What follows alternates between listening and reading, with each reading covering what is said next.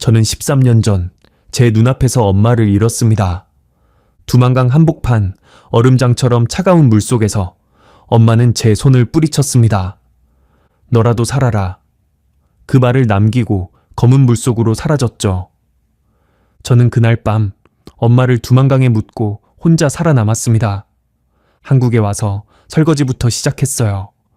손이 갈라지고 피가 나도 엄마 생각하면서 버텼습니다.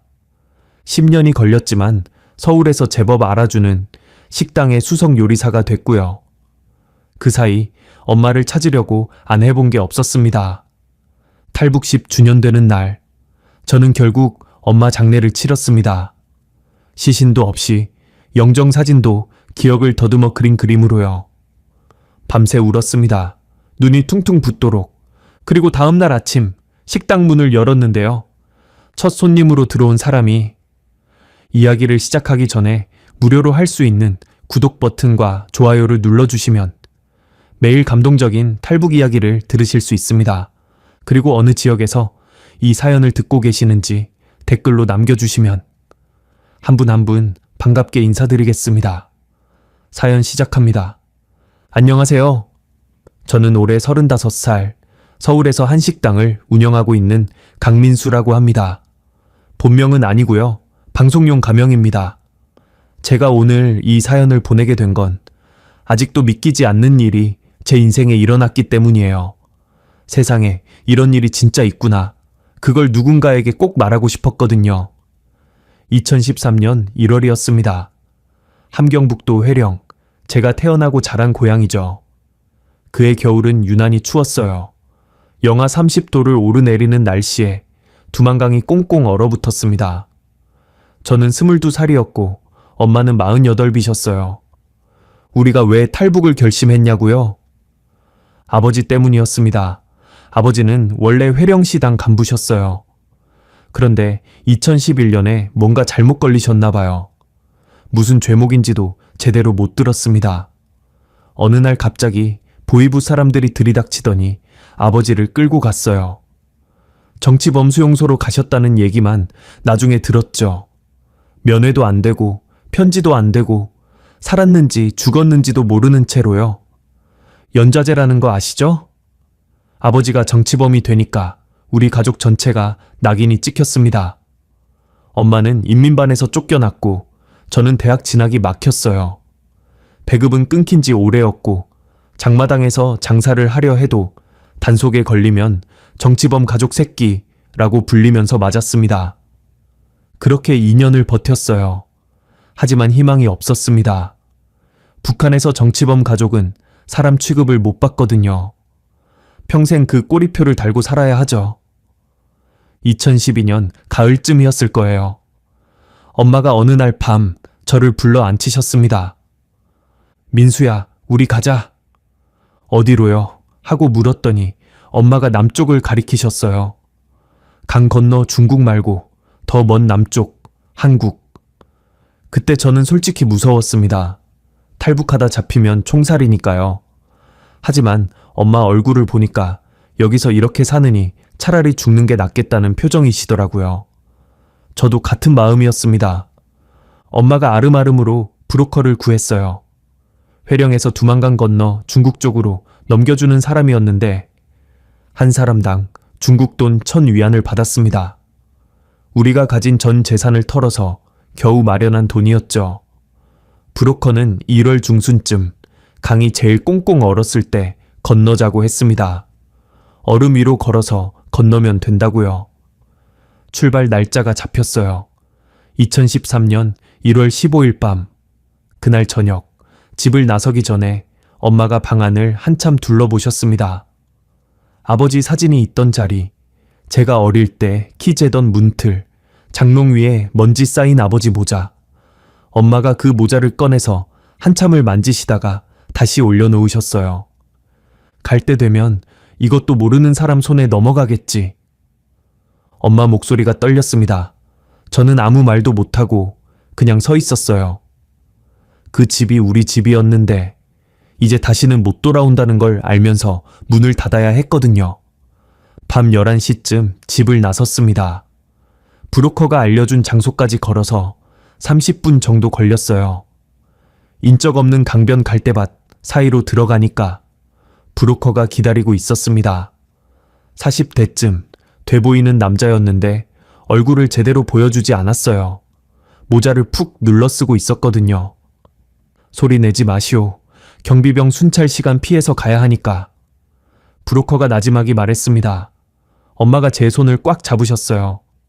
엄마 손이 얼음장같이 차가웠는데 그게 추위 때문인지 무서움 때문인지 몰랐습니다. 아마 둘 다였겠죠.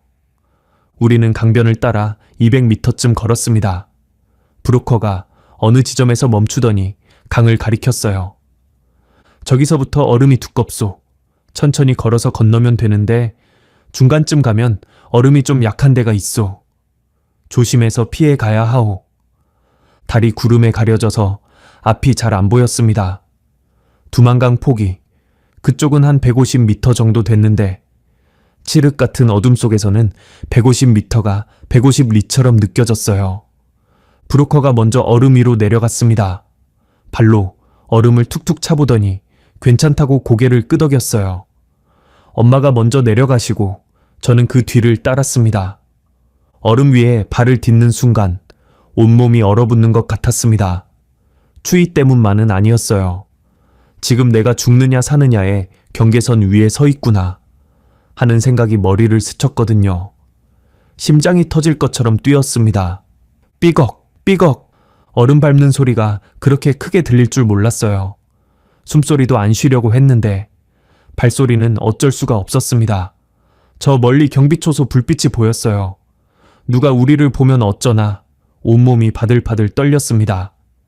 한 50m쯤 갔을까요? 브로커가 손을 들어 멈추라고 신호했습니다. 여기서부터 조심해야 하오. 발밑 잘 보고 따라오시오. 브로커가 앞장서서 조심조심 걸었습니다. 저와 엄마도 그 뒤를 따라 한 발 한 발 내디뎠어요. 그때였습니다. 우지끈 발밑에서 불길한 소리가 났어요. 저도 들었고 엄마도 들으셨겠죠. 하지만 미처 피하기도 전에 얼음이 갈라졌습니다. 꽝꽝 순식간이었어요. 엄마가 먼저 물에 빠지셨고 저도 따라서 빠졌습니다. 차가웠습니다. 차갑다는 말로는 부족해요. 온몸에 수천 개의 바늘이 동시에 박히는 것 같았습니다. 숨을 쉴 수가 없었어요. 물이 코로 입으로 들어왔고 저는 미친 듯이 허우적거렸습니다. 엄마, 엄마! 소리를 지르려고 했는데 물이 들어와서 제대로 안 나왔어요. 어둠 속에서 엄마를 찾았습니다. 엄마가 2m쯤 떨어진 곳에서 물에 빠져 허우적대고 계셨어요. 엄마는 수영을 못 하셨습니다. 저는 어릴 때 강에서 좀 놀아서 개헤엄 정도는 쳤는데 엄마는 물을 무서워하셨거든요. 저는 엄마 쪽으로 헤엄쳤습니다. 팔을 뻗어서 엄마 손을 잡았어요. 손이 미끄러웠습니다. 엄마가 자꾸 물속으로 가라앉으셨어요. 엄마, 잡아요. 내가 끌어올릴게요. 민수야. 엄마 목소리가 물먹은 소리로 들렸습니다. 놔라. 엄마 놓고 가라. 무슨 소리예요? 저는 더 세게 엄마 손을 잡았습니다. 발이 바닥에 안 닿았어요. 물이 생각보다 깊었습니다. 저까지 같이 가라앉을 것 같았지만 엄마를 놓을 수는 없었어요. 안 돼요. 같이 가요, 엄마. 그때 엄마가 갑자기 제 손을 뿌리치셨습니다. 진짜 세게요. 저는 균형을 잃고 물속에서 휘청거렸어요. 민수야, 들어라. 엄마 목소리가 바뀌었습니다. 떨리지만 단호한 그런 목소리였어요. 엄마는 이미 틀렸다. 너라도 살아야 한다. 무슨 소리예요? 듣기 싫어도 들어. 너라도 살아. 꼭 살아서 사람답게 살아라. 엄마가 저를 밀어내셨습니다. 물속에서 저를 강 건너편 쪽으로 밀어내신 거예요. 저는 밀려나면서도 다시 엄마 쪽으로 가려고 발버둥 쳤습니다. 엄마, 가라. 어서 가. 엄마가 소리 지르셨어요. 그 목소리가 평생 잊을 수가 없습니다. 울면서 소리 지르는 목소리. 하지만 저를 살리려고 혼신의 힘을 다해서 소리 지르시는 거였어요. 저는 갔습니다. 지금도 그때를 생각하면 가슴이 찢어지는 것 같아요. 어떻게 엄마를 두고 갈 수 있었을까? 하지만 그 순간 엄마 눈을 봤거든요. 어둠 속에서도 보였어요. 물에 젖은 엄마 얼굴, 그리고 그 눈빛. 가라고, 살라고 말하는 눈이었습니다. 그 눈빛에 저는 결국 돌아섰습니다. 얼음 가장자리를 붙잡고 기어 올랐어요. 온몸이 얼어붙어서 손가락이 까지고 피가 났는데도 느껴지지 않았습니다. 그냥 앞으로 기어갔어요. 뒤를 돌아봤습니다. 한 번. 엄마가 물속에서 저를 보고 계셨어요. 멀어서 잘 안 보였는데 그래도 봤습니다. 엄마가 웃고 계셨어요. 울면서 웃고 계시는 것 같았습니다. 다시 돌아볼 수가 없었습니다. 돌아보면 다시 물에 뛰어들 것 같았거든요. 저는 이를 악물고 앞으로 갔습니다. 얼마나 걸렸는지 모르겠어요. 몇 분이었는지, 몇십 분이었는지.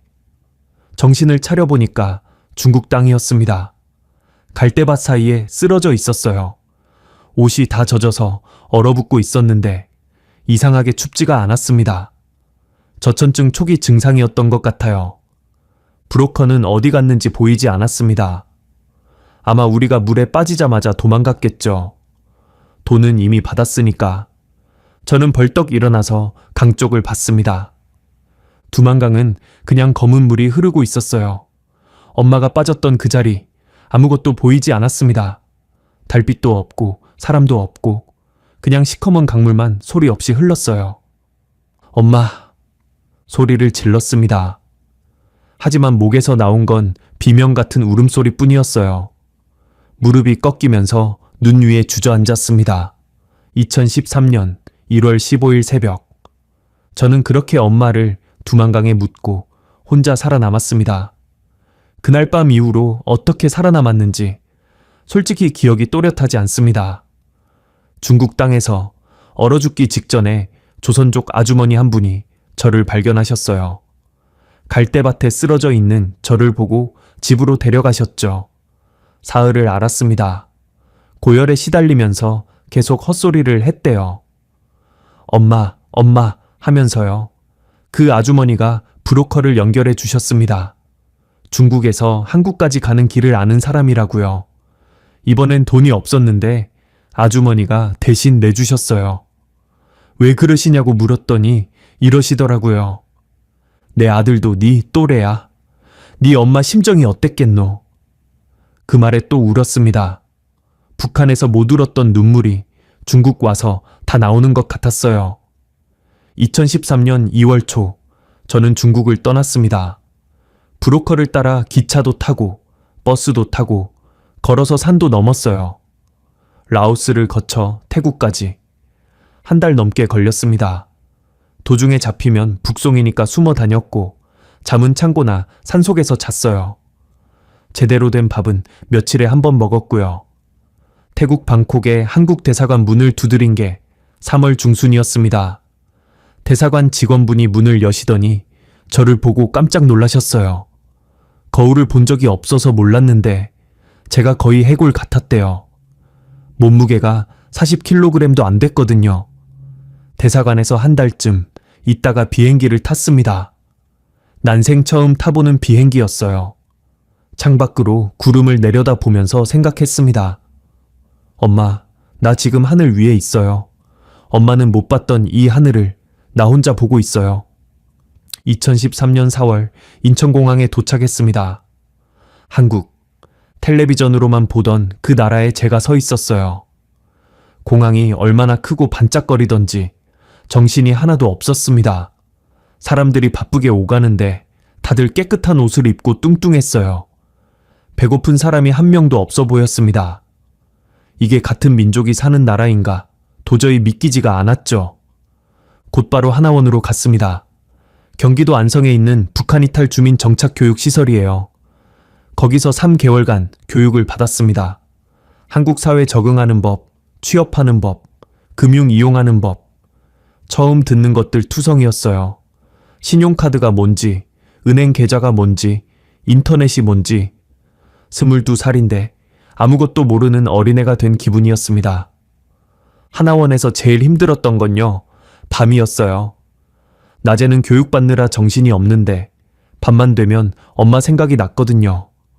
다른 교육생들은 가족이랑 통화하는 사람도 있었어요. 먼저 탈북한 형제라든지 중국에 있는 친척이라든지. 저는 전화할 데가 없었습니다. 아버지는 수용소에 계시고 엄마는 두만강에 계시고.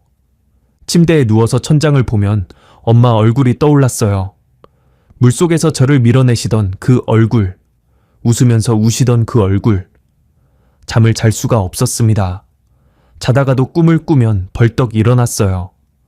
꿈에서 엄마가 물속에서 손을 뻗으시는데 제가 아무리 잡으려 해도 닿지 않는 그런 꿈이었습니다. 2013년 7월 하나원을 수료했습니다. 정부에서 임대 아파트를 배정해줬어요. 서울 외곽의 작은 원룸이었는데 저 혼자 살기엔 충분했습니다. 정착금도 받았고요. 이제 취업을 해야 했어요. 돈을 벌어야 살 수 있으니까. 그런데 취업이 그렇게 어려울 줄 몰랐습니다. 이력서를 쓰는데 쓸 게 없었어요. 학력? 북한에서 고등중학교 나온 게 다입니다. 경력? 장마당에서 장사한 거요? 자격증? 그런 거 없습니다. 그냥 아무것도 없는 22살짜리 청년이었어요. 첫 면접은 편의점 아르바이트였습니다. 점장님이 제 이력서를 보시더니 물으시더라고요. 고향이 어디예요? 함경북도 회령입니다. 점장님 표정이 바뀌었어요. 뭐랄까, 경계하는 표정. 아, 탈북민이시구나. 네. 그래요. 연락드릴게요. 연락은 안 왔습니다. 두 번째 면접은 공장이었어요. 생산직 노동자를 뽑는다고 해서 갔는데 면접관이 제 말투를 듣더니 고개를 갸웃하셨어요. 혹시 조선족이세요? 아니요, 북한에서 왔습니다. 아, 북한이요? 또 그 표정이었습니다. 경계하는, 좀 불편해하는 그런 표정. 면접은 10분도 안 걸렸어요. 결과는 당연히 불합격이었죠. 세 번째, 네 번째, 다섯 번째. 다 떨어졌습니다. 어떤 곳에서는 대놓고 말하더라고요. 탈북민은 좀 하면서요. 또 어떤 곳에서는 제 말투를 흉내내면서 웃는 사람도 있었어요. 창피하고 분했습니다. 나도 같은 한국 사람인데 왜 이렇게 다르게 보는 건지. 8월쯤이었을 거예요. 거의 포기할 뻔했습니다. 정착금은 바닥 나가고 있었고 월세 낼 돈도 걱정이었어요. 하나원에서 같이 교육받았던 형한테 전화했더니 자기도 힘들다면서 한 군데를 소개해줬습니다. 식당에서 설거지할 사람 구한대. 힘들고 돈도 얼마 안 되는데 일단 가봐. 서울 변두리 허름한 한식당이었어요. 간판도 낡았고 가게도 좁았습니다. 하지만 저한테는 선택의 여지가 없었죠. 사장님이 김 사장님이셨어요. 50대 초반쯤 돼 보이는 과묵한 분이셨습니다. 제 이력서를 한번 훑어보시더니 물으셨어요. 북한에서 왔어? 네. 힘든 거 알지? 설거지 하루 종일 해야 하고 잔업도 많아. 괜찮습니다. 뭐든 하겠습니다. 김 사장님이 저를 한참 쳐다보셨어요. 다른 면접관들처럼 경계하는 눈빛이 아니었습니다. 그냥 살피는 눈빛이었어요. 내일부터 나와. 아침 9시. 2013년 8월 저는 그렇게 설거지 담당이 됐습니다. 바닥부터 시작하자. 그렇게 마음먹었어요. 엄마가 사람답게 살라고 하셨으니까. 일단 사람답게 살려면 돈을 벌어야 하니까. 설거지가 어때서, 청소가 어때서. 아무것도 아닌 것부터 시작해서 올라가면 되는 거라고.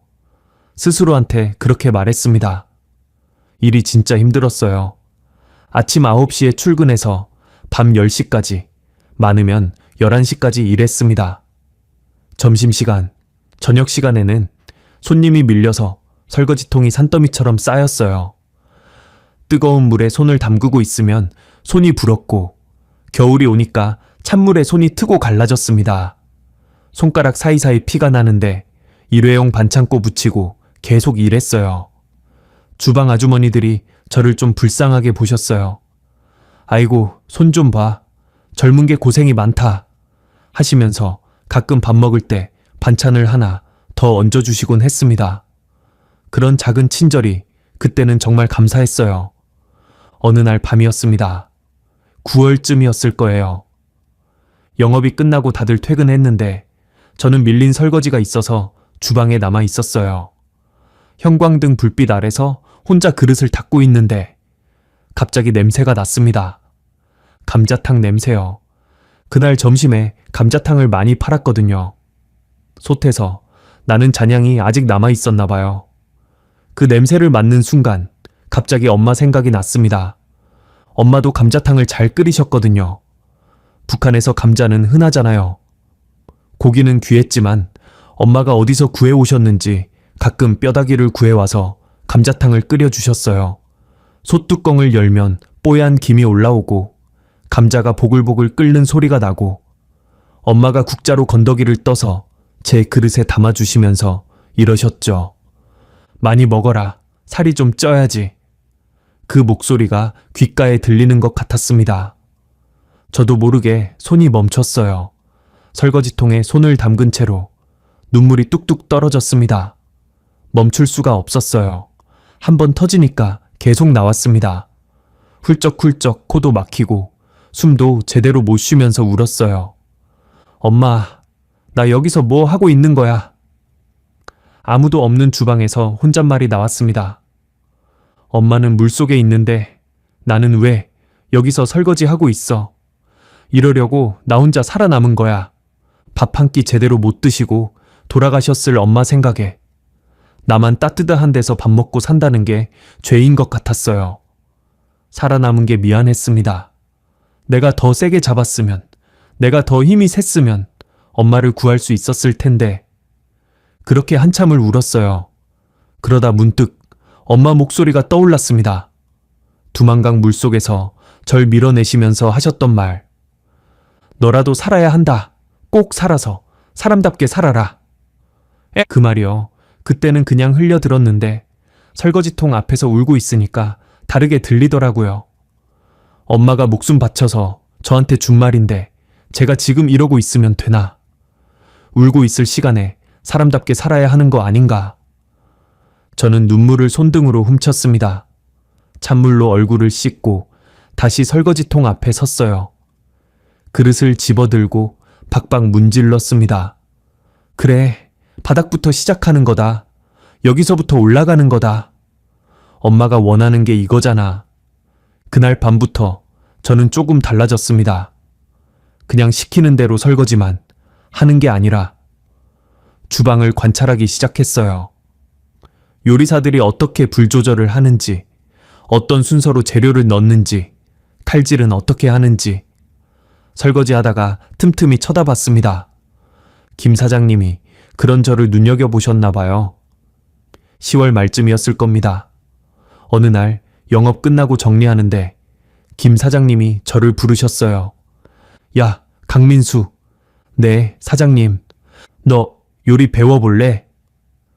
순간 귀를 의심했습니다. 제가 잘못 들은 줄 알았어요. 네? 요리 배워보겠냐고? 저요? 네가 일하는 거 보니까 성실하더라. 그리고 가끔 요리하는 거 쳐다보잖아. 관심 있는 것 같아서.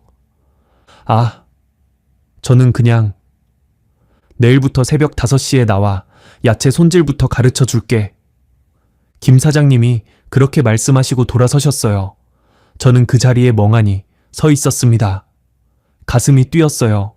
설거지만 하다가 요리를 배울 수 있다니. 이건 기회였습니다. 그날 밤 집에 가서 잠을 못 잤어요. 새벽 4시에 일어나서 식당으로 갔습니다. 5시까지 1시간이나 남았는데 문 앞에 서서 기다렸어요. 너무 추웠지만 설레서 추운 줄도 몰랐습니다. 5시에 김 사장님이 오셨어요. 저를 보시더니 피식 웃으셨습니다. 왔네. 네, 사장님. 좋아, 들어와. 그날부터 저는 새벽 5시에 출근했습니다. 야채 손질부터 배웠어요. 무 깎는 법, 파 써는 법, 마늘 다지는 법. 처음엔 칼질이 서툴러서 손을 몇 번 베었습니다. 하지만 포기하지 않았어요. 베일 때마다 반창고 붙이고 다시 칼을 잡았습니다. 김 사장님이 엄하셨어요. 잘못하면 호통치시고 다시 하라고 하시고, 무 썬 거 두께가 안 맞으면 다 버리고 새로 썰게 하셨습니다. 힘들었지만 원망은 안 했어요. 배우려면 혼나는 것도 감수해야 하니까. 새벽에 야채 손질하고 아침부터 저녁까지 설거지하고 밤에 청소하고 하루에 18시간씩 일했습니다. 몸은 죽을 것 같았는데 이상하게 마음은 가벼웠어요. 내가 뭔가를 배우고 있다는 거, 어제보다 오늘 조금 나아지고 있다는 거, 그게 저를 버티게 했습니다. 무 써는 게 익숙해지니까 당근, 양파, 감자. 점점 다루는 재료가 늘었어요. 석 달쯤 지나니까 칼질이 제법 빨라졌습니다. 김 사장님이 어느 날 제가 썬 무를 보시더니 고개를 끄덕이셨어요. 이제 좀 됐네.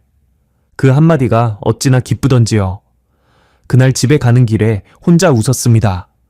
2013년 겨울, 저는 아직 설거지 담당이었지만 새벽에는 주방에서 칼을 잡는 사람이 되어 있었습니다.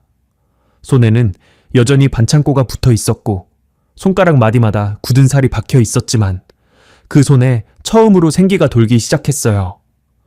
엄마, 나 요리 배우고 있어요. 엄마가 해주던 그 감자탕, 언젠가 나도 끓일 수 있을 거예요. 매일 밤 그렇게 혼잣말을 했습니다. 대답은 없었지만 어딘가에서 엄마가 듣고 계실 것 같았어요. 설거지 담당에서 주방 보조가 된 게 2014년 봄이었어요. 김 사장님이 정식으로 저한테 앞치마를 쥐어주셨습니다. 설거지통 대신 도마 앞에 서게 된 거죠. 월급도 조금 올랐고요. 여전히 적었지만 그래도 기뻤습니다. 드디어 한 계단 올라갔구나. 그때부터 본격적으로 요리를 배웠어요. 김 사장님이 직접 가르쳐 주셨습니다. 국물 내는 법, 양념 배합하는 법, 불 조절하는 법. 한식의 기본부터 차근차근. 사장님이 무뚝뚝하신 분인데 가르칠 때만큼은 말이 많으셨어요. 이건 왜 이렇게 해야 하는지, 저건 왜 저래야 하는지 하나하나 설명해 주셨습니다.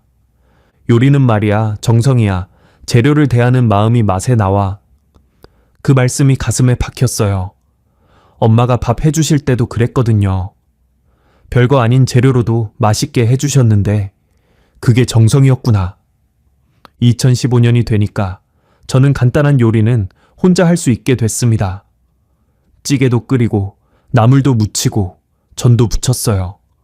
김 사장님이 가끔 제가 만든 요리를 맛보시면서 됐다 하시거나 다시 해 하셨는데 됐다 소리 들을 때마다 어찌나 뿌듯하던지.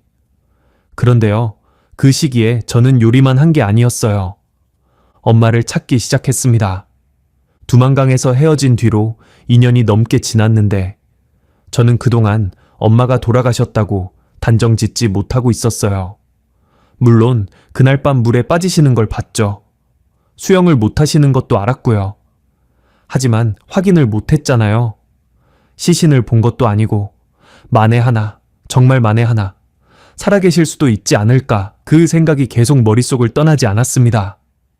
2015년 봄, 저는 하나원에서 알게 된 탈북민 선배한테 연락했어요. 그 선배가 탈북자 네트워크를 알고 있다고 했거든요. 저 북한에 있는 사람 소식을 알아볼 수 있는 브로커들 말이에요. 형, 저 엄마 좀 찾아보려고 하는데요. 혹시 아는 브로커 있어요? 있긴 한데 돈이 많이 들어. 그리고 확실하지도 않아. 괜찮아요. 해볼래요? 선배가 소개해준 브로커한테 처음 연락한 게 2015년 4월이었습니다. 중국 옌벤에 있는 조선족 브로커였어요. 북한 내부에 아는 사람이 있어서 사람 찾는 일을 해준다고 했습니다. 비용은 한 건당 50만 원, 결과 보장은 안 된다고요. 50만 원이면 제 월급의 3분의 1이 넘는 돈이었어요. 하지만 안 할 수가 없었습니다. 저는 매달 조금씩 돈을 모아서 브로커한테 보냈어요. 함경북도 회령 출신 김순옥이라는 분인데요. 2013년 1월에 탈북하다가 두만강에서 실종됐어요. 살아계신지 확인 좀 해주세요.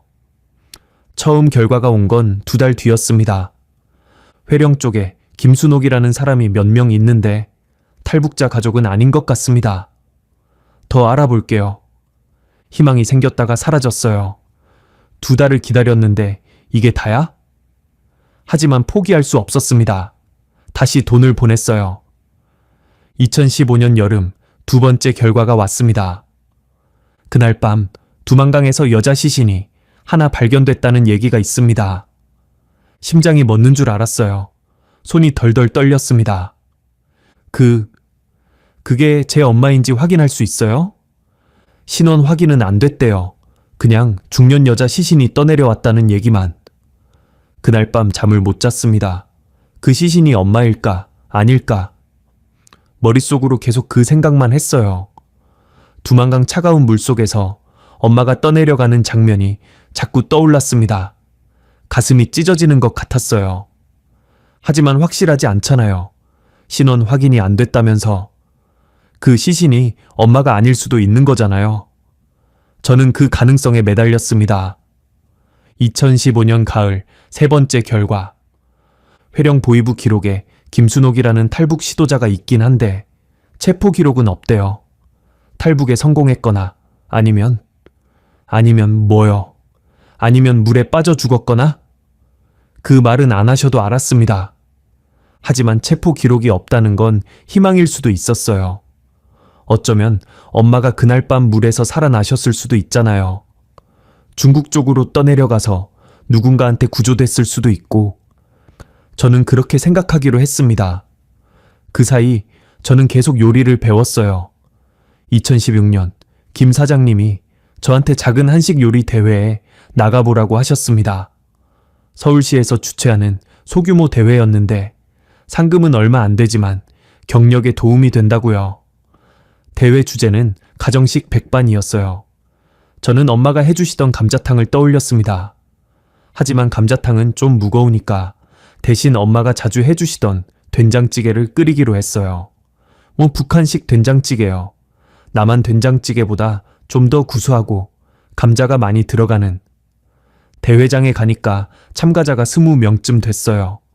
다들 경력 있는 요리사들처럼 보였습니다. 저는 긴장돼서 손이 떨렸어요. 하지만 도마 앞에 서니까 차분해지더라고요. 엄마 생각을 하면서 요리했습니다. 엄마가 어깨 너머로 보고 계신 것처럼. 결과요? 3등 했습니다. 1등은 아니었지만 상을 받은 거잖아요. 김 사장님이 전화로 축하한다고 하셨어요. 수고했다라고요. 그 한마디가 너무 기뻤습니다. 상금 50만 원은 고스란히 브로커한테 보냈어요. 2017년에는 더 큰 대회에 나갔습니다. 전국 규모 한식 요리 대회였어요. 참가자가 100명이 넘었고 심사위원도 유명한 분들이셨죠. 저는 이번엔 엄마표 감자탕을 끓였습니다. 돼지 등뼈를 푹 고아서 국물을 내고 감자와 우거지를 넣어서 얼큰하게. 대회 끝나고 심사위원 한 분이 저한테 오셨어요. 이 감자탕 어디서 배웠어요? 어머니 손맛이 나네. 그 말에 가슴이 뭉클했습니다. 어머니 손맛이라니. 엄마가 해주시던 그 맛이 나온 건가? 네, 어머니한테 배웠습니다. 거짓말은 아니었어요. 직접 배운 건 아니지만 엄마가 요리하시던 모습을 보고 자랐으니까. 그게 제 몸에 배어 있던 거겠죠. 그 대회에서 2등을 했습니다. 그날 밤 집에 와서 또 울었어요. 기뻐서 운 게 아니라 엄마한테 보여드리고 싶어서요. 엄마, 나 상 탔어요. 엄마 덕분이에요.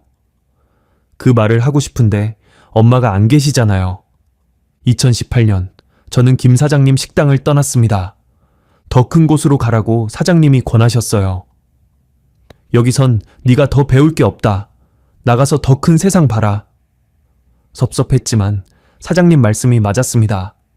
저는 더 배우고 싶었거든요. 서울 시내 호텔 주방에 취직했습니다. 한식 담당 주방 보조로 들어갔어요. 월급도 많이 올랐고 대우도 좋아졌습니다. 호텔 주방은 동네 식당과는 차원이 다르더라고요. 위생관리도 철저하고 사용하는 재료도 고급이고 그곳에서 2년을 일하면서 정말 많이 배웠어요. 하지만 그 시간 동안에도 엄마 찾는 건 계속했습니다. 브로커를 3번이나 바꿨어요. 첫 번째 브로커는 연락이 끊겼고, 두 번째 브로커는 사기꾼이었어요. 돈만 받고 아무 정보도 안 줬습니다. 세 번째 브로커는 그나마 성실했는데 결과가 안 좋았어요. 2019년에 온 소식이에요. 혹시 그분이 북송됐을 가능성은 없나요? 그날 밤 중국 쪽 강변에서 조선 여자가 구조됐다가 신고당했다는 얘기가 있는데, 북송이요? 그러면 엄마가 살아계셨다는 건가요? 아니, 확실한 건 아닙니다. 그냥 그런 얘기가 있다는 거예요. 시기도 맞는지 모르겠고. 또 희망이 생겼다가 사라졌습니다. 엇갈리는 정보들 속에서 저는 미쳐버릴 것 같았어요. 어느 날은 엄마가 살아계신 것 같고, 어느 날은 돌아가신 것 같고, 그 사이를 왔다 갔다 하면서 밤마다 잠을 설쳤습니다. 그래도 요리만큼은 놓지 않았어요. 2020년, 저는 호텔을 나와서 서울 강남의 유명 한식당으로 이직했습니다. 그 식당 사장님이 요리 대회에서 제 실력을 보시고 스카우트 하신 거예요. 수석 요리사 자리였습니다. 이 수석 요리사요.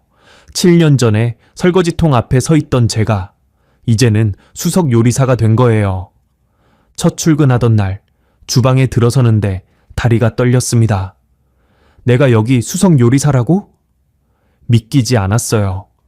하지만 떨리는 마음을 누르고 앞치마를 묶었습니다. 엄마, 나 해냈어요.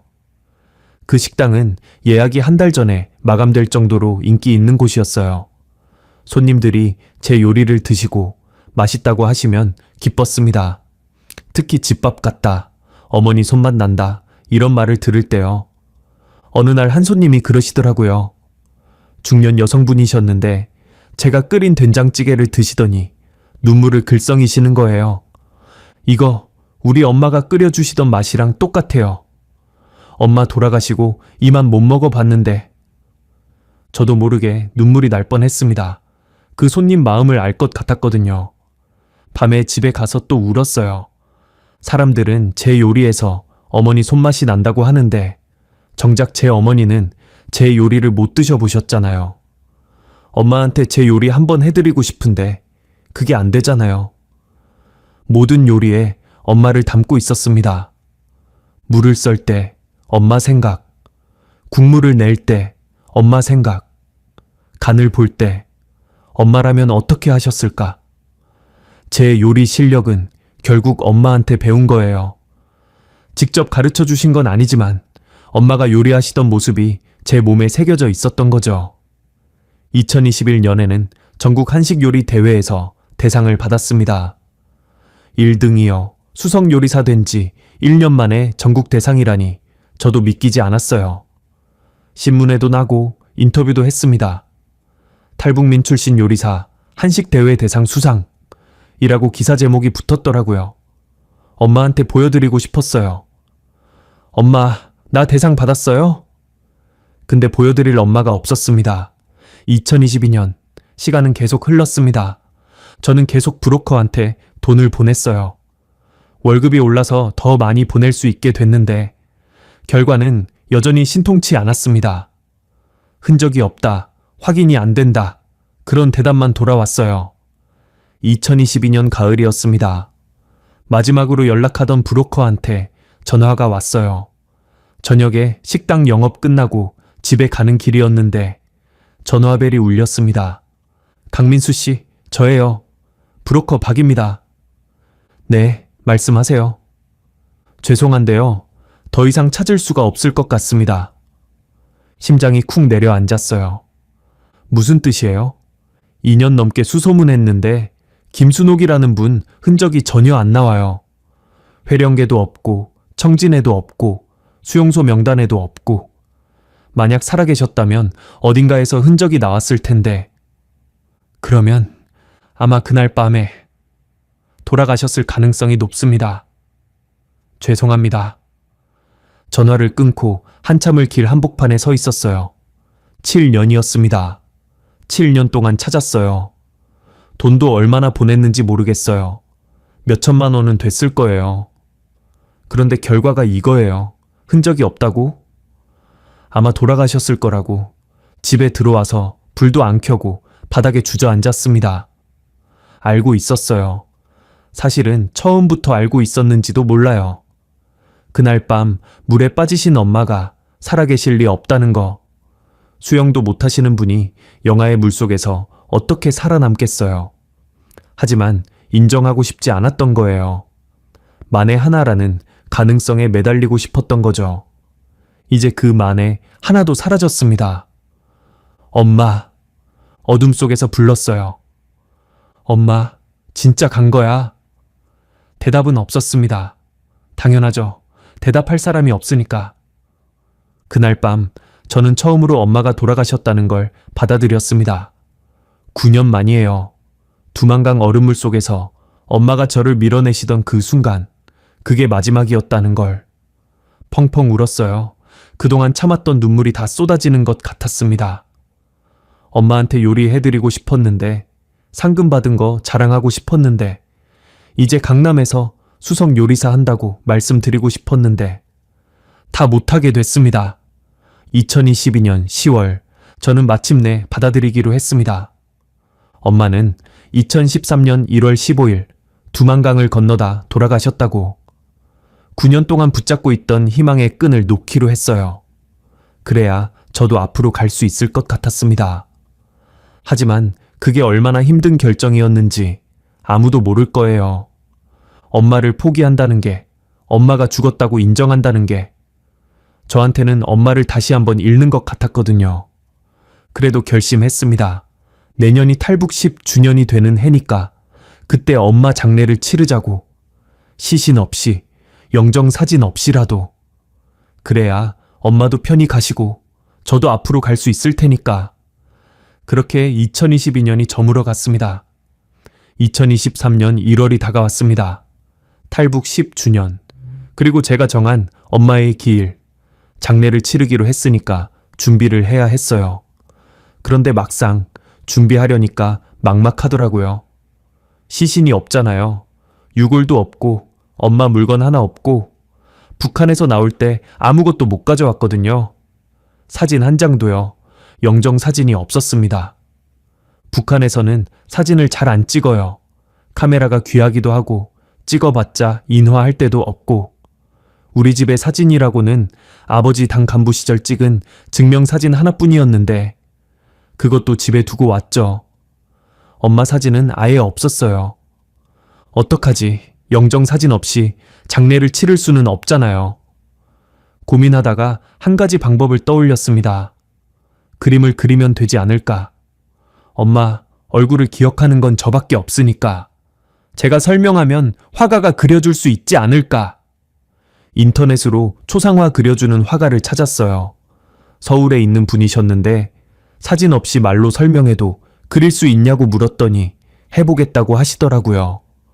비용은 좀 들었지만 상관없었습니다. 2023년 1월 초 화가 작업실로 찾아갔습니다. 40대쯤 돼 보이는 여자 화가분이셨어요. 작업실에 들어가니까 캔버스랑 물감 냄새가 났습니다.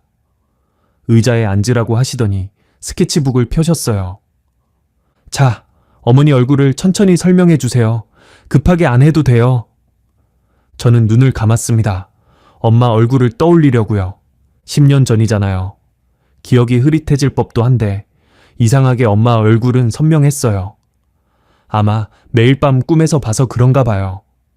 두만강 물속에서 저를 밀어내시던 그 얼굴, 웃으면서 우시던 그 얼굴. 얼굴형은 둥근 편이었어요. 갸름하진 않았고 약간 넓적한. 네, 이 정도요? 화가분이 연필로 슥슥 그리셨어요. 동그란 얼굴 윤곽이 나왔습니다. 눈은요? 눈은 쌍꺼풀이 없었어요. 작은 편이었는데 웃으시면 눈이 사라졌어요. 실눈이 되셨거든요.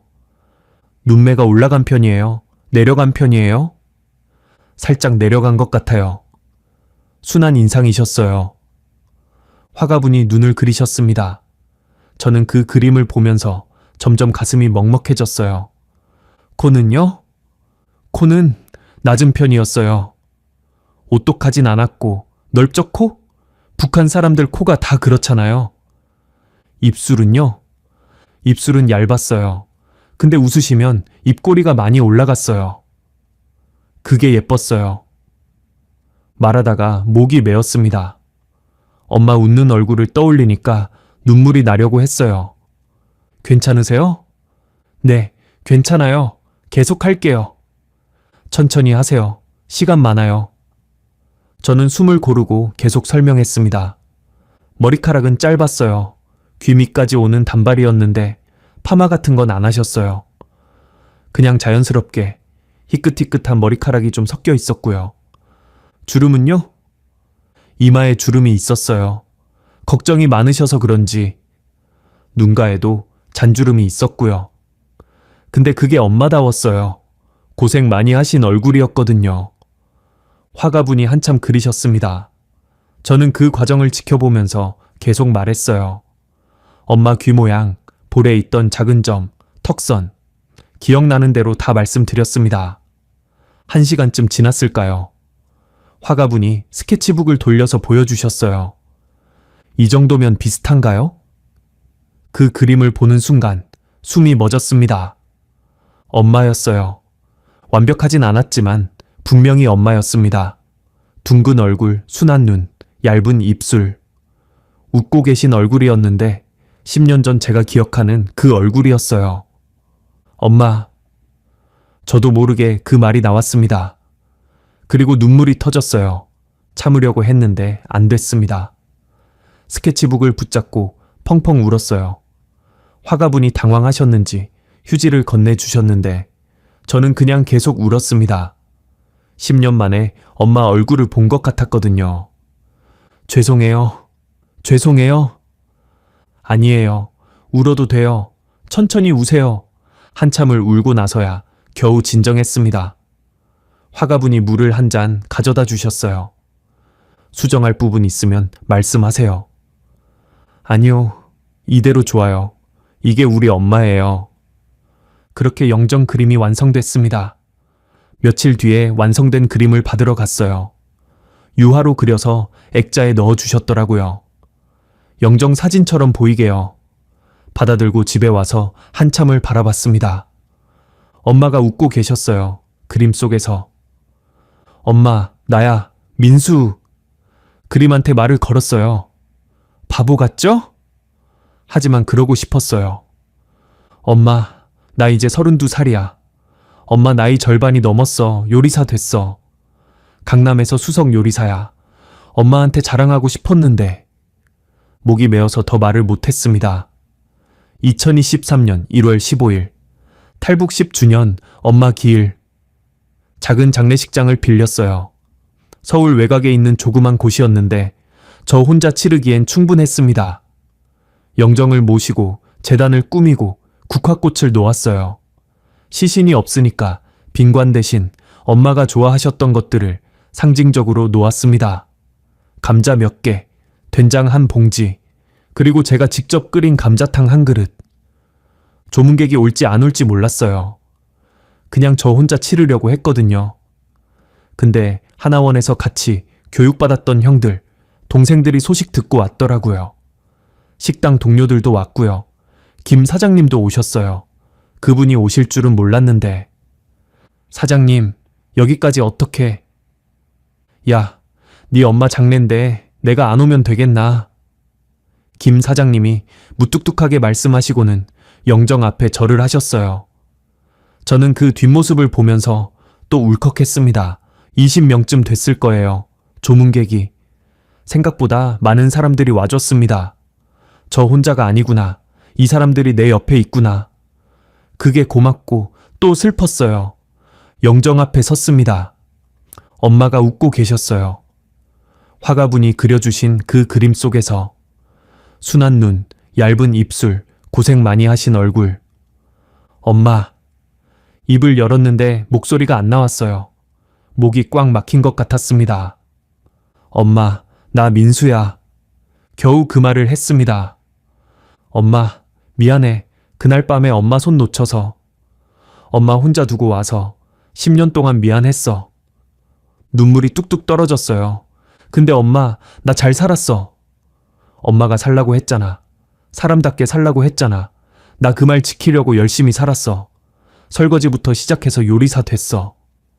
강남에서 수석 요리사야. 엄마한테 요리해드리고 싶었는데.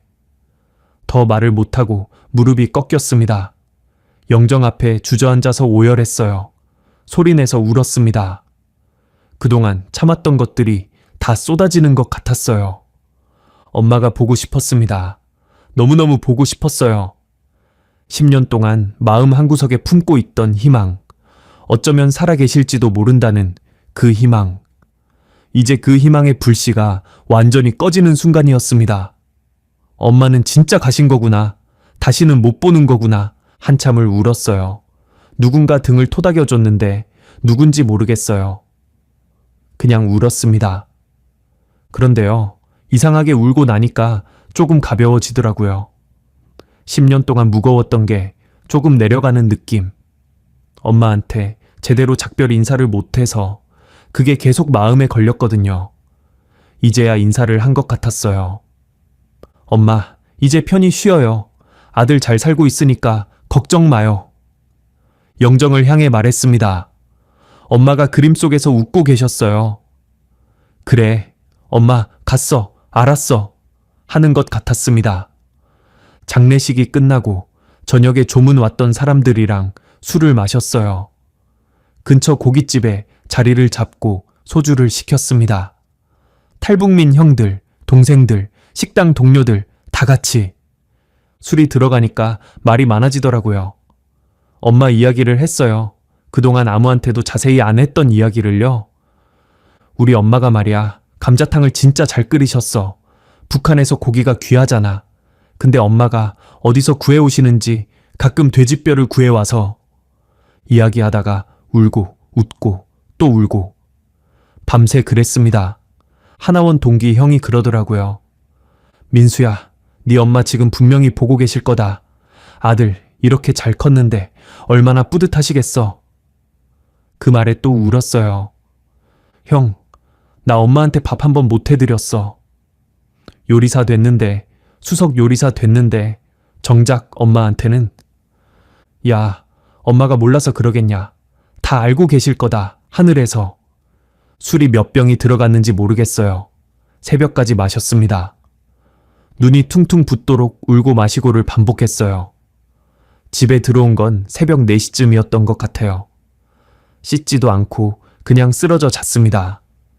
다음 날 아침 눈을 떴는데 머리가 깨질 것 같았어요.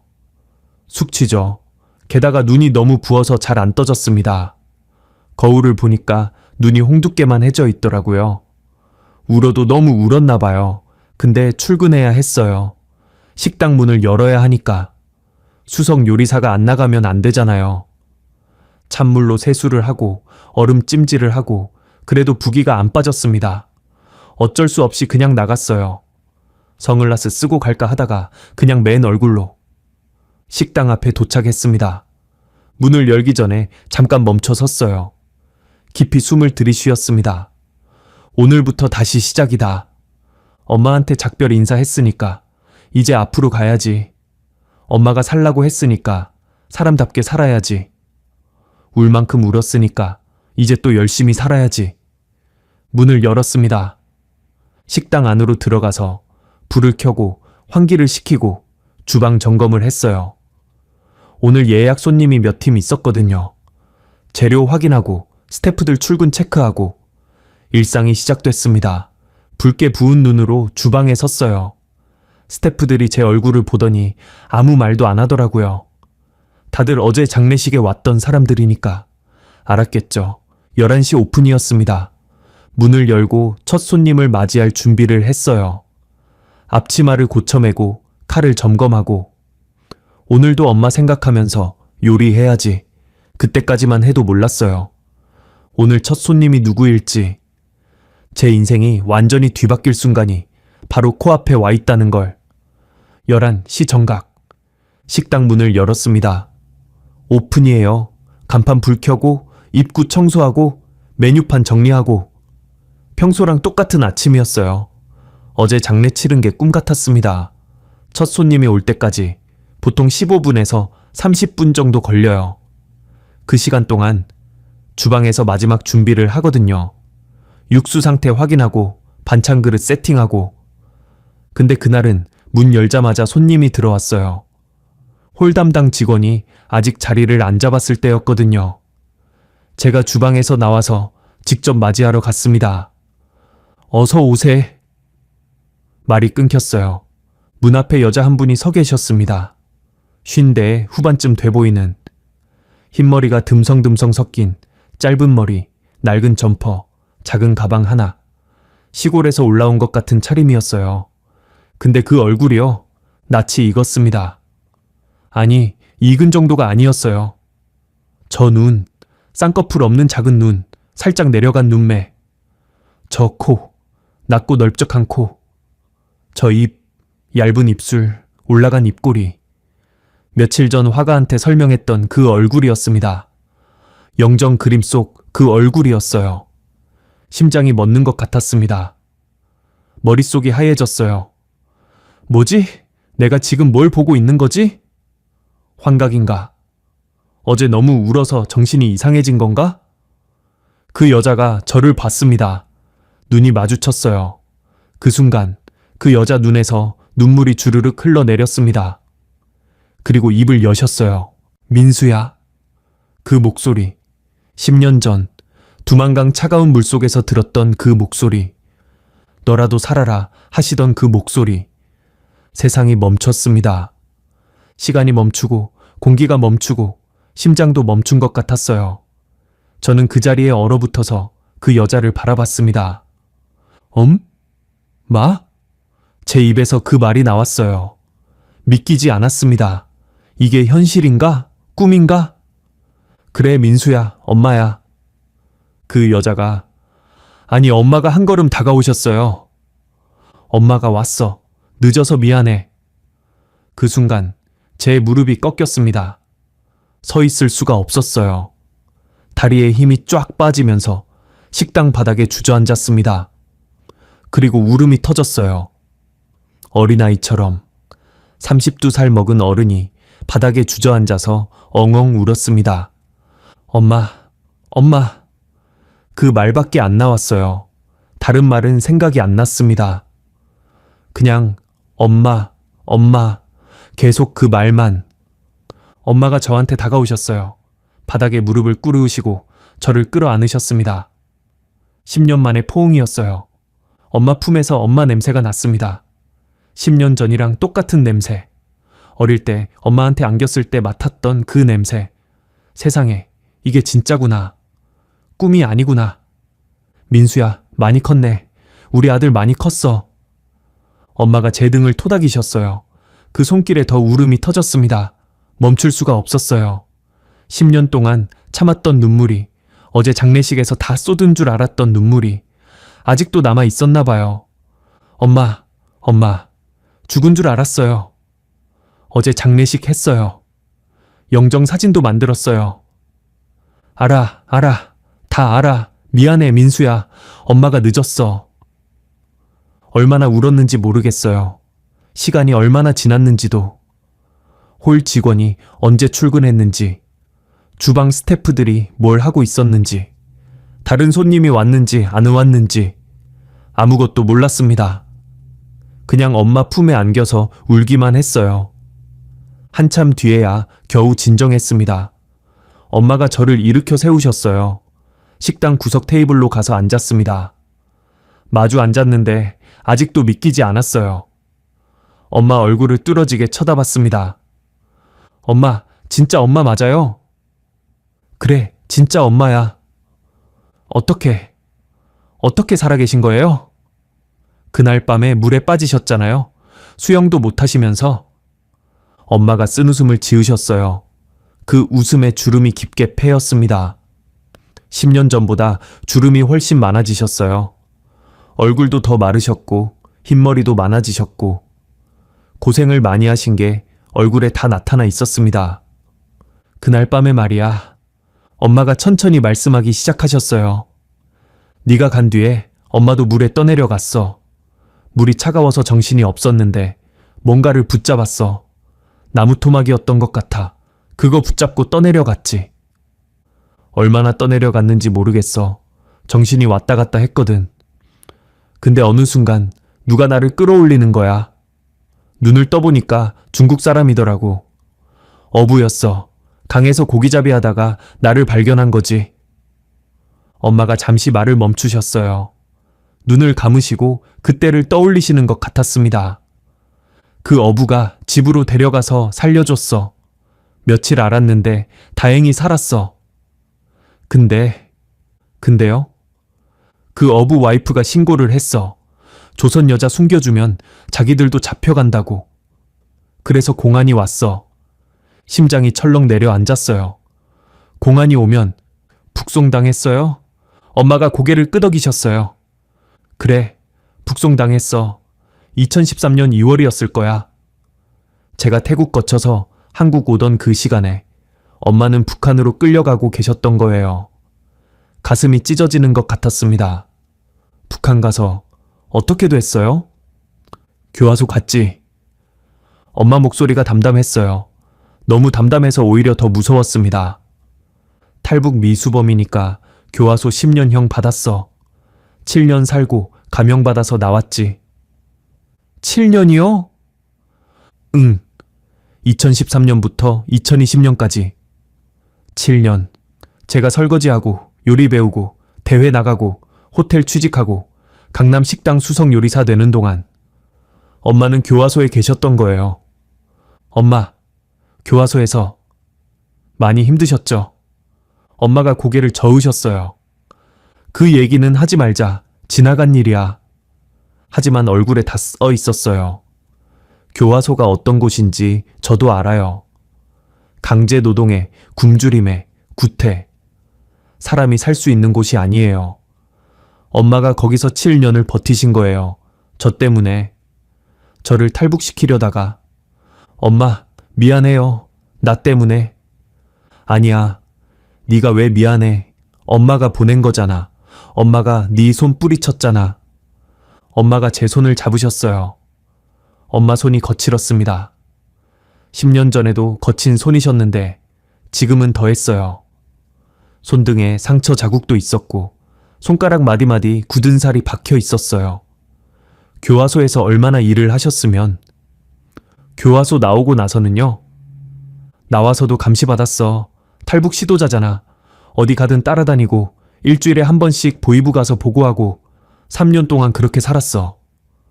그러다 어떻게 다시 탈북하신 거예요? 엄마가 살짝 웃으셨어요. 감시가 좀 느슨해진 틈을 탔지. 2022년 가을에 다시 두만강 건넜어. 다시요? 그 강을요? 응, 이번엔 얼음 안 깨지더라. 엄마가 가볍게 말씀하셨는데 저는 웃을 수가 없었어요. 얼마나 무서우셨을까. 10년 전에 빠졌던 그 강을 다시 건너시다니. 중국 거쳐서 베트남으로 갔어. 거기서 한국 대사관 찾아가서 보호 요청했고 그래서 한국에 온 거야. 2022년 12월에. 12월이요? 그러면 한 달 전이잖아요. 응. 하나원 안 가고 바로 나왔어. 나이가 있으니까 교육 면제해줬거든. 한 달 전에 한국에 오셨으면서 왜 이제야 찾아오신 거지? 엄마, 그러면 왜 바로 안 오셨어요? 한 달 동안 어디 계셨어요? 너 찾고 있었지. 저요? 민수야, 엄마가 내 연락처를 알겠어? 어디 사는지, 뭐 하는지 아무것도 모르잖아. 10년 동안 소식이 끊겼는데 그제야 정신이 번쩍 들었어요. 맞아요. 엄마 입장에서는 저를 찾을 방법이 없으셨던 거예요. 저는 엄마 찾으려고 브로커 썼는데 엄마는 한국에 아무 연고도 없으시잖아요. 그래서 어떻게 찾으셨어요? 엄마가 가방에서 뭔가를 꺼내셨어요. 종이 한 장이었습니다. 구겨진 신문 기사였어요. 이거 받아봤습니다. 2021년 신문 기사였어요. 제가 요리 대회에서 대상 받았을 때 인터뷰한 기사. 거기에 제 얼굴 사진이랑 식당 이름이 나와 있었습니다. 탈북민 출신 요리사, 한식 대회 대상 수상. 강민수 씨는 2013년 탈북해 현재 서울 강남의 한 식당에서 수석 요리사로. 하나원 면제받고 나와서 갈 데가 없어서 탈북민 지원센터 갔거든. 거기 직원분이 이 기사를 보여주시더라고. 혹시 아들이냐고. 엄마 눈에 눈물이 고였습니다. 사진 보는데 우리 민수더라고. 10년 만에 보는 우리 아들 얼굴, 어른이 다 됐더라. 저도 눈물이 났어요. 엄마가 이 기사 보시면서 얼마나 울으셨을지. 엄마가 그 기사 보고 얼마나 울었는지 몰라. 우리 민수가 살아서 이렇게 잘 살고 있구나. 요리사가 됐구나. 대회에서 상도 받았구나. 엄마가 제 손을 꽉 잡으셨어요. 그래서 바로 여기로 온 거야. 기사에 식당 이름 나와 있으니까. 근데 어제 왔는데 휴무라고 문 닫혀 있더라. 어제요. 어제는 장례식 날이었어요. 그래서 가게 문을 닫았던 거예요. 어제 엄마 장례식 했어요. 알아. 나중에 들었어. 근처 가게 사장님한테 물어봤거든. 여기 강민수라는 요리사 있냐고. 그랬더니 어제 어머니 장례식이라 문 닫았다고 하시더라. 엄마가 쓴웃음을 지으셨어요. 내 장례식을 내가 놓쳤네. 엄마. 농담이야. 살아있는 사람이 무슨 장례식이야. 엄마가 웃으셨는데 그 웃음이 슬펐어요. 저도 웃으려고 했는데 웃음 대신 눈물이 나왔습니다. 엄마, 나 엄마 죽은 줄 알았어요. 10년 동안 찾았어요. 브로커한테 돈 얼마나 보냈는지 몰라요. 근데 다 흔적이 없다고. 아마 그날 밤에 돌아가셨을 거라고. 그래서 장례 치른 거구나. 네. 어제 영정 사진도 화가한테 부탁해서 그렸어요. 엄마 얼굴 기억나는 대로 설명해서. 그 그림 보고 싶다. 저는 주방으로 가서 사물함에서 영정 사진을 가져왔어요. 장례식 끝나고 집에 모셔오려다가 일단 식당에 뒀거든요. 엄마한테 드렸습니다. 엄마가 그 그림을 한참 들여다보셨어요. 아무 말씀도 안 하시고 그냥 한참을. 잘 그렸네. 네? 내 얼굴 잘 그렸어. 이 화가분 솜씨 좋으시네. 엄마가 웃으셨어요. 그림 속 엄마처럼 눈이 사라지게 웃으셨습니다. 근데 나 이렇게 예쁘진 않았는데. 엄마, 농담하지 마요. 진짜야. 엄마 더 못생겼어. 엄마가 계속 웃으셨어요. 저도 웃었습니다. 웃다가 또 울었어요. 웃음이랑 울음이랑 섞여서 나왔습니다. 한참을 그렇게 있다가 제가 일어났습니다. 엄마, 잠깐만 기다려요. 어디가? 주방이요. 저는 주방으로 갔습니다. 앞치마를 메고 냄비를 꺼내고 불을 켰어요. 감자탕을 끓이려고요. 엄마가 해주시던 그 감자탕. 10년 동안 그 맛을 재현하려고 했던 그 감자탕. 이제야 엄마한테 직접 해드릴 수 있게 됐습니다. 돼지 등뼈를 넣고 물을 붓고 불을 올렸어요. 파, 마늘, 생강 넣고 푹 끓이는 동안 감자를 깎았습니다. 10년 전 엄마가 깎으시던 것처럼 큼직큼직하게. 1시간 반쯤 지나서 감자탕이 완성됐어요. 뽀얀 국물에 감자가 보글보글 끓고 우거지가 푹 익고 엄마가 해주시던 것처럼. 식당은 그 사이에 점심 영업을 시작했어요. 다른 스태프들이 손님 응대하고 저는 엄마 감자탕만 끓였습니다. 다들 상황 파악하고 알아서 해주더라고요. 뚝배기에 감자탕을 담아서 엄마한테 가져갔습니다. 엄마가 앉아 계신 테이블에 놓고 저도 맞은편에 앉았어요. 엄마, 드셔봐요.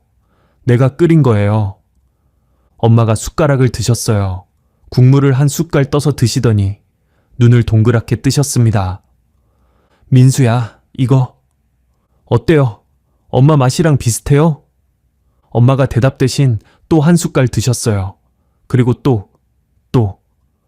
계속 드시다가 갑자기 숟가락을 내려놓으셨습니다. 눈물이 뚝뚝 떨어지고 있었어요. 엄마 볼 위로. 엄마, 왜요? 맛없어요? 아니야. 엄마가 고개를 저으셨어요. 맛있어. 너무 맛있어. 근데요? 이게 엄마가 끓이던 맛이야. 어떻게 기억하고 있었어? 10년이나 지났는데. 저도 모르게 눈물이 났습니다. 엄마가 해주시던 거 잊어버릴 수가 없지요. 매일 생각했는데요. 엄마가 저를 바라보셨어요. 눈물 젖은 눈으로. 우리 아들 진짜 요리사 됐네. 엄마보다 잘 끓이네. 아니에요. 엄마가 더 맛있어요. 저는 아무리 해도 엄마 맛 그대로는 못 내요. 됐어. 이 정도면 충분해. 엄마는 이게 더 맛있어. 엄마가 다시 숟가락을 드셨어요. 저도 제 그릇에 감자탕을 덜어서 먹었습니다. 둘이서 마주 앉아 밥을 먹었어요. 10년 만이었습니다. 엄마랑 둘이 밥 먹는 게, 북한에서 매일 먹던 게 엄마 밥이었는데 그 당연한 게 10년 동안 불가능했었어요. 이제야 다시 가능해진 거예요. 엄마가 밥 드시면서 말씀하셨어요. 민수야, 내 식당 좋다. 깔끔하고 넓고. 강남이라 비싸요. 월세가 장난 아니에요. 그래도 네가 여기 수석 요리사잖아. 대단하다. 엄마가 살라고 해서 살았어요. 사람답게 살라고 해서 열심히 살았고요. 엄마가 웃으셨어요. 눈물이 아직 마르지 않은 얼굴로. 그래, 잘했어. 우리 아들 잘했어. 그 한마디가요, 10년 동안 듣고 싶었던 말이었어요. 엄마한테 인정받고 싶었거든요. 내가 잘 살고 있다고. 엄마 말 잘 듣고 있다고. 엄마. 응? 앞으로 어디서 사실 거예요? 글쎄, 아직 정해진 데가 없어. 임대 아파트 신청해놨는데 시간 걸린대. 그러면 당분간 우리 집에서 사세요.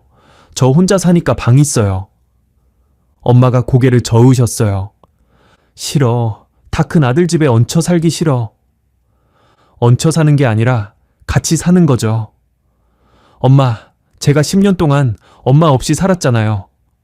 이제 좀 같이 살면 안 돼요? 엄마가 잠시 망설이시다가 고개를 끄덕이셨어요. 알았어. 근데 밥값은 내가 낼 거야. 일자리 구해서. 엄마, 일은 무슨. 아니야. 엄마도 일해야 해. 가만히 노는 거 싫어. 제가 잠깐 생각하다가 말했어요. 엄마, 그러면 여기서 일하실래요? 여기? 이 식당? 네. 홀 담당 한 분 더 필요하거든요. 엄마 하시면 딱인데. 엄마가 웃으셨어요. 아들 식당에서 일하라고? 창피하게? 창피하긴요. 엄마가 제일 믿음직하지. 엄마가 한참을 생각하시더니 고개를 끄덕이셨어요. 그래, 해볼게. 근데 월급은 제대로 줘야 해. 가족이라고 공짜로 부려먹지 말고. 당연하죠. 저는 웃었습니다. 엄마도 웃으셨어요. 그렇게 2023년 1월 16일, 저는 10년 만에 엄마를 되찾았습니다. 장례식 치른 바로 다음 날이에요. 엄마가 찾아오신 지 3년이 지났어요. 저는 그 사이에 식당을 하나 더 냈습니다. 강남 본점은 다른 분한테 맡기고 저는 새로 낸 식당에서 일하고 있어요. 작은 식당이에요. 20석짜리. 근데 예약이 한 달 전에 마감돼요. 감사하게도. 엄마는 지금 제 식당에서 홀 담당을 하고 계세요. 손님 맞이하고 주문받고 계산하고. 처음엔 카드 결제기 쓰는 것도 어려워하셨는데 이제는 저보다 빨라요. 손님들이 가끔 물어봐요. 저분이 사장님 어머니세요? 그러면 저는 웃으면서 네 하고요. 그러면 손님들이 이러세요. 어머님, 요리 솜씨 아드님한테 물려주셨네요. 그 말 들을 때마다 엄마가 웃으세요. 아무 말 없이 그냥 웃으세요. 저도 웃어요. 우리 둘만 아는 웃음이에요. 엄마가 요리를 가르쳐 주신 적 없거든요. 저는 그냥 엄마 어깨너머로 보고 배운 거예요. 근데 그게 제 몸에 새겨져 있었던 거죠. 가끔 밤에 영업 끝나고 엄마랑 둘이서 밥 먹어요. 제가 끓인 감자탕이나 된장찌개, 엄마가 드시고 싶은 거 만들어 드려요. 엄마가 맛있다고 하시면 저도 기분 좋고요. 그럴 때마다 생각해요. 이게 진짜구나. 10년 전 두만강에서 헤어지고 10년 동안 서로 죽은 줄 알고 살다가 다시 만난 게 진짜구나. 저는 10년 동안 엄마가 돌아가신 줄 알았습니다. 브로커한테 돈 보내가면서 찾아봤는데 흔적이 없다고 해서 결국 장례까지 치렀어요. 영정 사진 그려서 모시고 울면서 작별 인사하고. 근데 엄마는 살아 계셨어요. 교화소에서 7년을, 감시 속에서 3년을 버티시고 다시 두만강 건너서 저를 찾아오셨어요. 장례식 치른 바로 다음 날 첫 손님으로요. 이게 무슨 드라마 같죠? 저도 아직 믿기지 않을 때가 있어요. 아침에 일어나서 엄마 방문 열어보고 엄마가 주무시고 계시면 그제야 안심해요. 아, 꿈이 아니구나. 엄마가 진짜 여기 계시는구나. 두만강 그 차가운 물속에서도 끊어지지 않았던 우리 인연이 이제는 따뜻한 밥상 위에서 이어지고 있습니다. 엄마가 가끔 그래요. 민수야, 엄마가 그날 밤 내 손 놓은 거 후회 안 해. 네가 살아서 이렇게 잘 살고 있으니까. 저도 그래요. 엄마, 나도 엄마 말 듣고 간 거 후회 안 해요. 안 갔으면 둘 다 죽었을 테니까. 엄마가 살라고 해서 살았고 살았으니까 다시 만났잖아요. 그래요. 엄마 말이 맞았어요. 살아야 한다고, 사람답게 살아야 한다고. 그 말이 저를 버티게 했고 결국 엄마를 다시 만나게 해줬어요. 오늘도 식당 문 열고 엄마랑 같이 손님 맞이해요. 저는 주방에서 요리하고 엄마는 홀에서 웃으면서 손님 안내하고. 이게 행복이에요. 13년 전에 두만강 건너면서 꿈꿨던 그 삶. 엄마랑 같이 밥 먹고 같이 웃고 같이 사는 그 평범한 삶. 이제 그걸 살고 있어요. 긴 사연 들어주셔서 감사합니다.